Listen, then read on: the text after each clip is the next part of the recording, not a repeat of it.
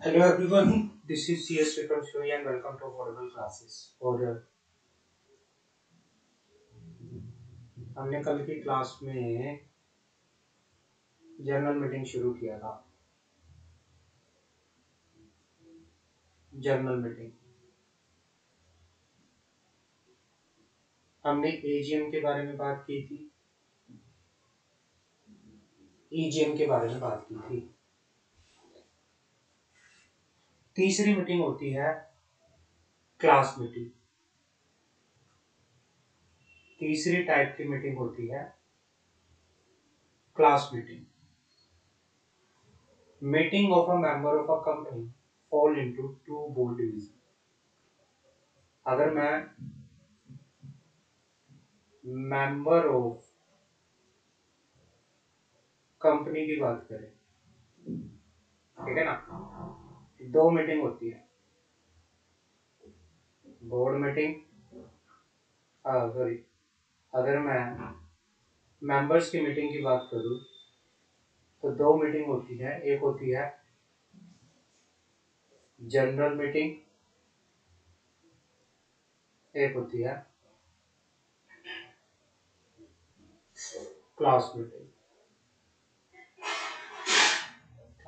Class meeting क्या होती है इसके बारे में तो हमने बात किया था कल, जब एजीएम पढ़ा था, ईजीएम पढ़ा था। बट क्लास मीटिंग क्या होती है उसके बारे में बात करेंगे। Class meeting are a meeting of share holder a particular class of share. ये क्या होती है?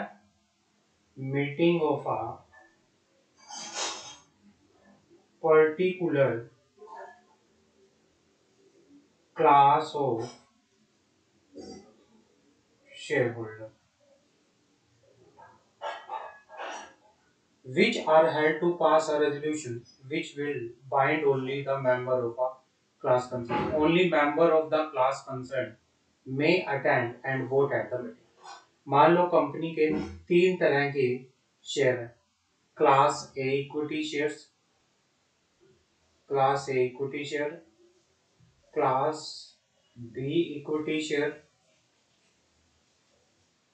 या क्लास सी इक्विटी शेयर।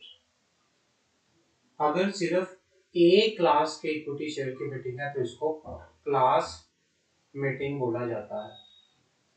इसमें सिर्फ क्लास ए के ही जो मेंबर हैं वही मीटिंग में प्रेजेंट होंगे, वही मीटिंग अटेंड करेंगे, वही मीटिंग में वोट करेंगे। Usually the rules to the voting apply to the class meeting as they govern voting at the general meeting. These class meeting must be convened whenever it is necessary to alter or change the rights or privileges of that class of shares as provided by the articles. For effecting such change, it is necessary that these are approved at a separate meeting of the holder of those shares and supported by special resolution. Under section 48, अगर मैं 48 की बात कर 48 का मतलब होता है variation of share holder right. Section 48 of the Companies Act 2013, variation of the shareholder right, class meeting of the shareholder of the different classes of share shall be held if the right attached to these shares are to be varied. Similarly, under section 232, merger amalgamation of company, where a scheme of arrangement is proposed, meeting of several class of shareholder creditor are required to be held. Detail of meeting of member or class meetings are required to be mentioned in the annual return under section 92 subsection 1 clause subsection F. Such meetings are required to be convened when it is proposed to be vary the right of the holder of the particular class. तो इसमें क्या होता है, जो ये class meeting होती है ये सारे शेयर होल्डर्स की मीटिंग नहीं होती, ये particular class of share holder की मीटिंग होती है। तो बेसिकली ये क्लास मीटिंग सेक्शन 48 जब किसी शेयर होल्डर्स के क्लास ऑफ शेयर होल्डर्स के राइट्स को चेंज किया जाता है, तब सेक्शन 232 जब मर्जर अमलगमेशन होता है, तब क्रेडिटर्स की और शेयर होल्डर की जब रिक्वायरमेंट रहती है अप्रूवल्स की, तो वहां पे क्या होती है, क्लास मीटिंग होके पर चलती है। आगे बात करते हैं। अब हमारे सामने आता है point number 4, meeting of debenture holder, creditor etcetera. यहाँ पे आता है such meeting are held to transact business by way of passing resolution which bind the debenture holder creditor as the case may be of the company. The debenture holder creditor as the case may be can be attend meeting and speak as well as vote thereat. Provision which govern journal meeting are mutandis apply to the meetings of creditors.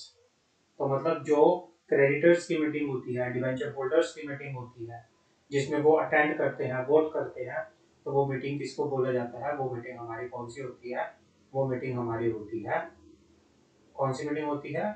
Creditors की meeting. वो meeting हमारी कौन सी होती है? Creditors की meeting. आगे बात करते हैं।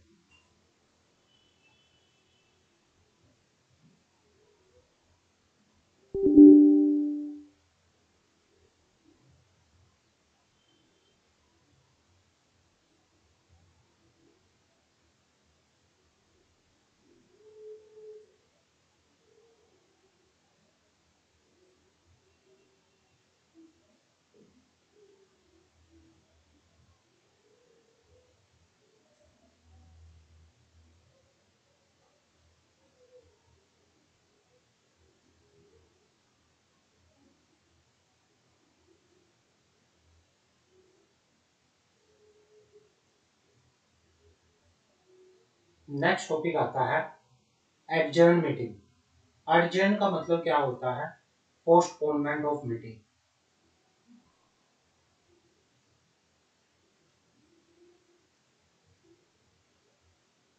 एडजर्न मीटिंग क्या होता है?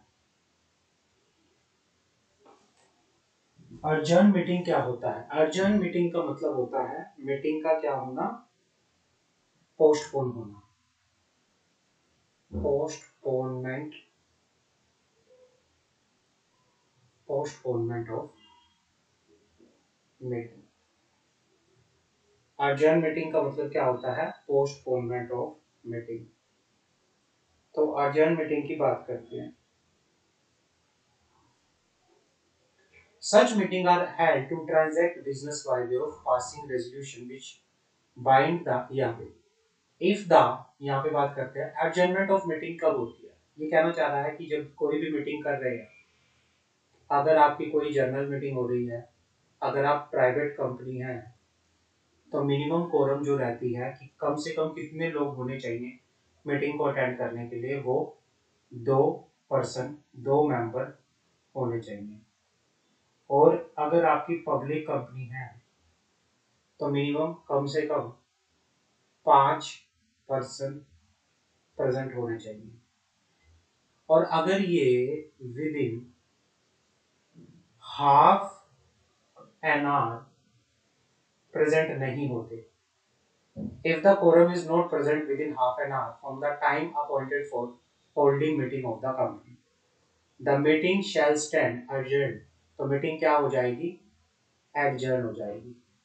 अगर आपकी कोरम, कोरम का मतलब होता है कि minimum number of person which is required to hold a meeting, meeting को होल्ड करने के लिए मिनिमम नंबर ऑफ पर्सन जो रिक्वायर्ड होते हैं, अगर वो within half an hour present नहीं होते, तो उस केस में आपकी जो मीटिंग है वो मीटिंग क्या हो जाएगी?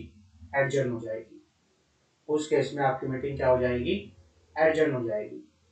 अब एडजर्नमेंट ऑफ मीटिंग किस तरह से होती है उसके बारे में हम बात करेंगे। और जो ये मीटिंग एडजर्न हो जाएगी, एडजर्न का मतलब होता है पोस्टपोन हो जाना, और ये मीटिंग तो एडजर्न हो जाएगी to the same day in the week, same day in the next week, same time and place, or to such other date, or to such other date and such other time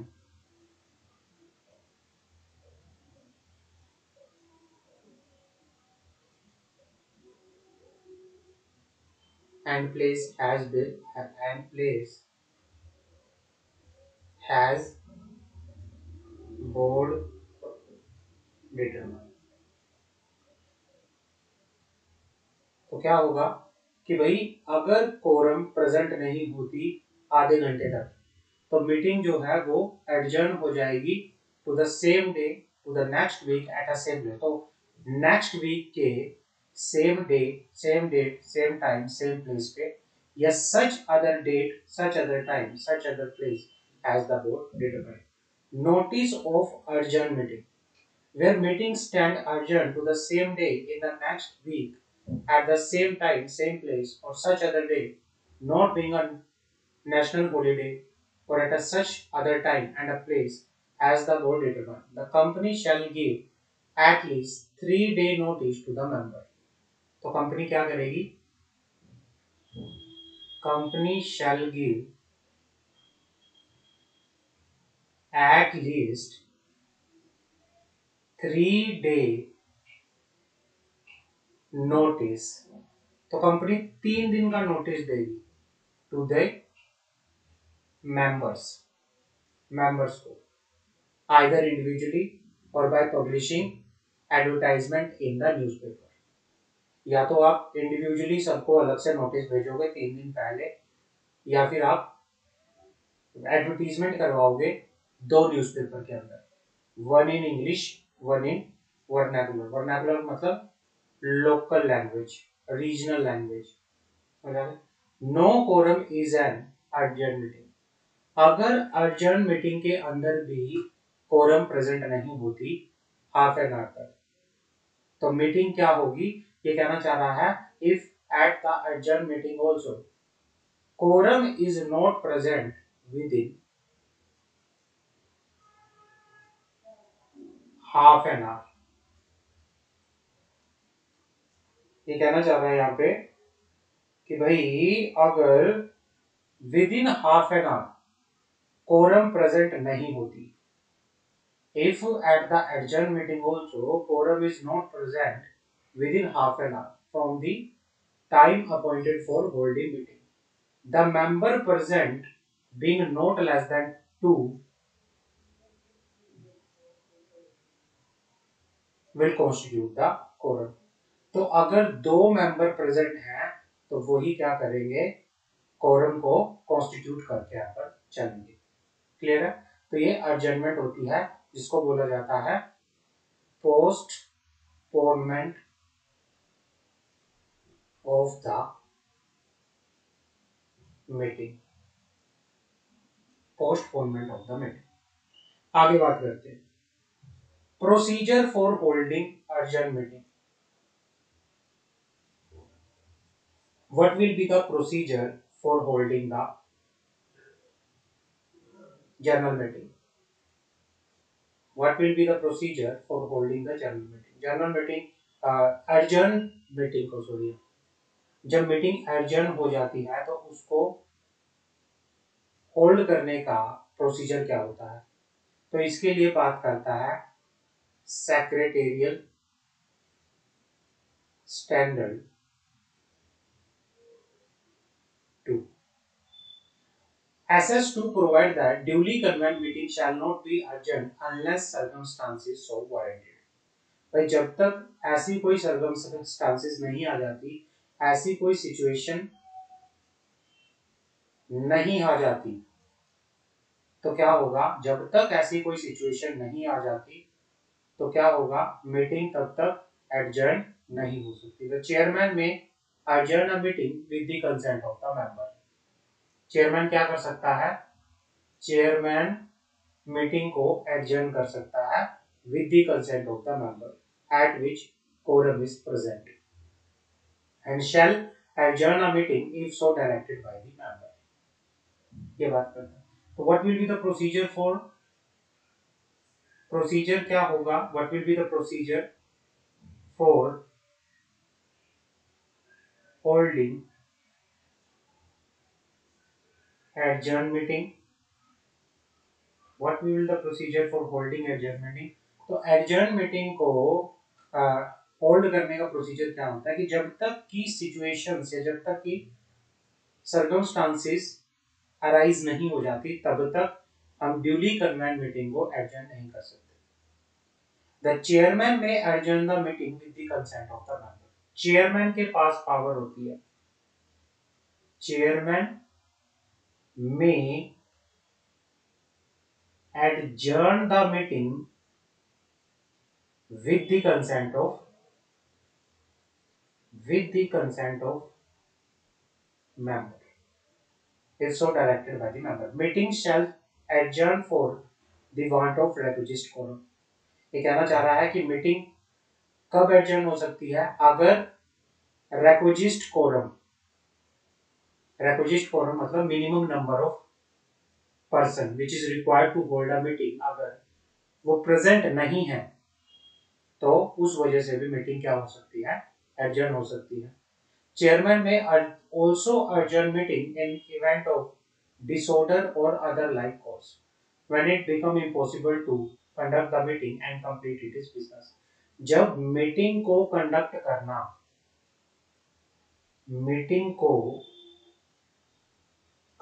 करना impossible हो जाए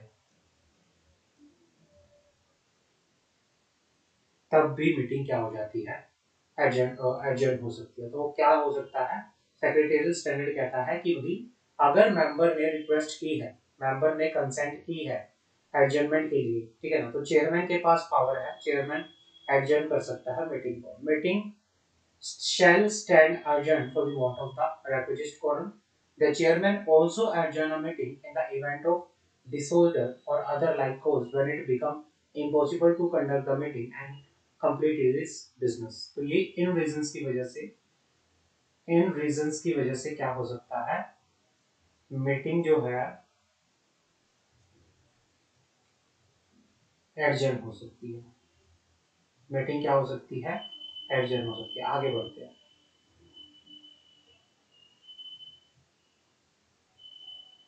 आगे बात करते हैं।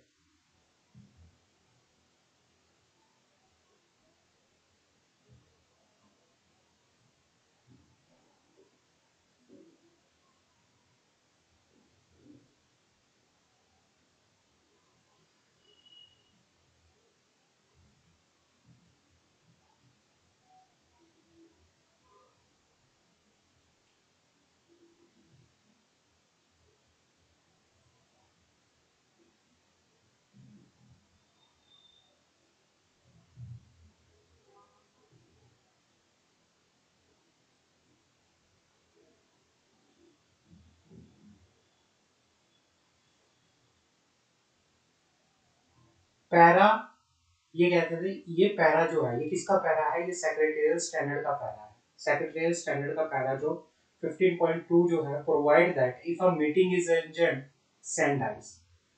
सैंडाई का मतलब होता है इनफाइनाइट पीरियड, सैंडाई का मतलब होता है यहाँ पे, सैंडाई का मतलब होता है इनफाइनाइट पीरियड। अगर कोई मीटिंग जो है वो एडजर्न हुई है इनफाइनाइट पीरियड के लिए और फॉर 30 डेज के लिए और मोर, notice of the adjourned meeting shall be given in accordance with the provision contained herein above related to the notice। तो जो नोटिस है एडजर्न मीटिंग का वो किसके अकॉर्डिंगली दिया जाएगा, वो in accordance with the provision contain herein the. तो सेक्शन 101 के जो प्रोविजंस है नोटिस से रिलेटेड, अगर आपकी मीटिंग 30 दिन के लिए या उससे ज्यादा या इनफाइनाइट पीरियड के लिए एडजर्न हुई है तो उस सिचुएशन में क्या होगा, उस सिचुएशन में फिर जो नोटिस है वो हैज पर सेक्शन 101 के अकॉर्डिंगली दिया जाएगा। Para 15.3 provide that if a meeting is adjourned for a period of less than 30 days, ये कहना चाह रहा है कि अगर मीटिंग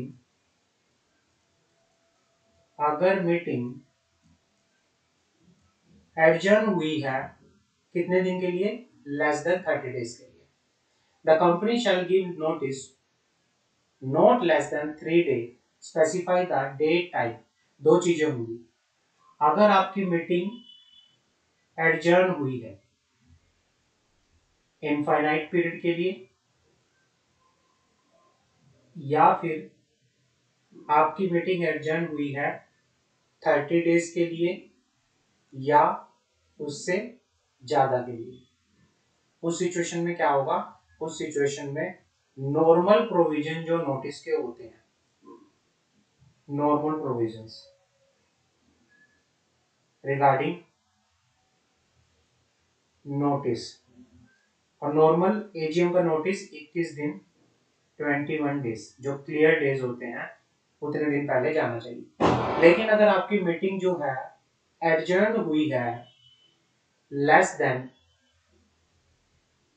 30 days, अगर आपकी मीटिंग पोस्टपोन हुई है लेस देन 30 days के, तो फिर आप क्या करोगे? मेंबर्स को 3 days का नोटिस दोगे, या तो नोटिस दोगे, या तो आप पर्सनली नोटिस दोगे, या फिर एडवर्टीजमेंट, 3 days एडवर्टीजमेंट, 3 दिन पहले एडवर्टीजमेंट दोगे in the two newspaper, one in English one in vernacular language. तो वहां पे आप मीटिंग के रिगार्डिंग नोटिस देके आकर चलोगे। पैरा 15.4 प्रोवाइड, ये पैरा किसकी बात कर रहा है? ये पैरा है सेक्रेटेरियल स्टैंडर्ड का। Provide that if a meeting other than AGM and requisite meeting stand adjourned for the want of quorum, ये कहना चाह रहा है कि भाई AGM या EGM से अलग कोई दूसरी मीटिंग एडजर्न हुई है, और रीजन क्या था? कोरम की वजह से। Adjourned meeting shall be held on the same day in the next week at the same time at the same place, or such other day at such other time and a place as may be determined by the board। तो ये आपको ध्यान में रखना है। Clear है? आगे बात करते हैं।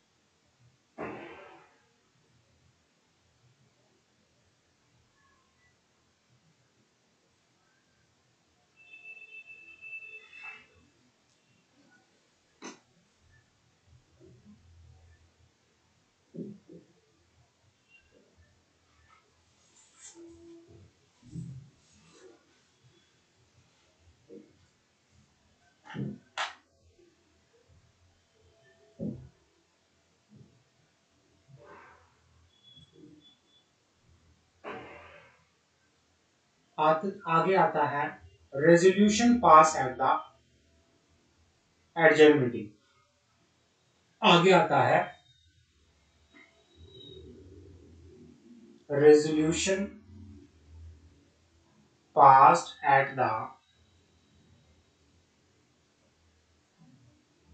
Adjourn meeting as per section 116, where resolution passed at the adjourned meeting of the company or holder of any class of the share in a company या board meeting, resolution shall be treated as passed on the day it was actually passed and not on the earlier date। मान लो एक meeting जो held होनी थी वो होनी थी 22 सितंबर 2023 के, 22 सितंबर 2023 को, लेकिन वो एडजर्न होके वो हुई 2 अक्टूबर 1 अक्टूबर 2023 को।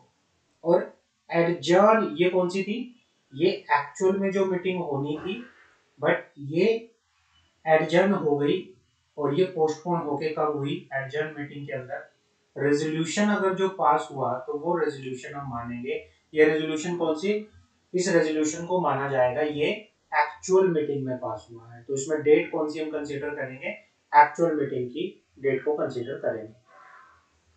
ये कहना चाह रहा है कि हैज पर section 116 where resolution is passed at an urgent meeting of the company or the holder of any class of share in the company, the board of director resolution shall be treated as passed only the date it was actually passed. तो मतलब जिस दिन ये actually पास हुआ, sorry, तो जिस दिन ये एक्चुअल में पास हुआ, मतलब कौन सी डेट लेंगे, 1 अक्टूबर 2023 की डेट लेंगे, एक्चुअल डेट लेंगे, नॉट अर्लियर डेट, ये डेट नहीं लेंगे। मतलब ये हमारी ओरिजिनल मीटिंग थी, बट ये क्या हुआ, एडजर्न हुई, जिस दिन रेजोल्यूशन पास होगा वही डेट लेके चलेंगे, इससे पहले की डेट लेके यहाँ पर नहीं चलेंगे। Secretarial standard to provide that adjourned meeting only the unfinished business of the original meeting shall be considered. Any resolution passed at adjourned meeting would be deemed to have been passed on the date of adjourned meeting and not on the earlier date. तो ये हम इसमें consider करके यहाँ पर चलेंगे, आगे बात करते हैं।